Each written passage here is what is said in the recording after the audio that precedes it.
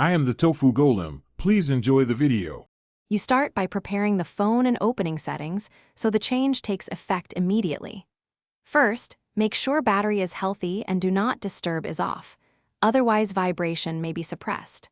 Once done, go to settings and search for sound or vibration to jump straight to controls.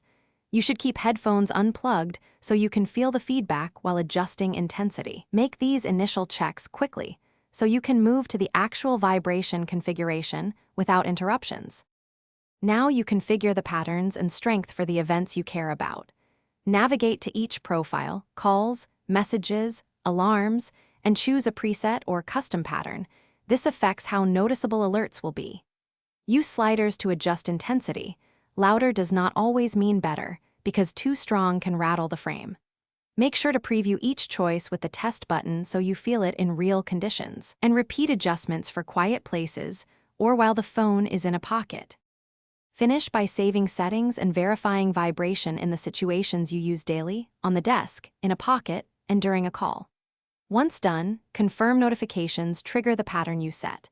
If vibration fails, reboot the phone first to clear temporary software issues. Make sure system updates aren't pending. If a reboot doesn't help, check accessibility vibration toggles and then consider hardware. A silent motor often means repair. Remember this troubleshooting flow so you resolve problems fast. Thanks for watching. Consider subscribing if we helped you today.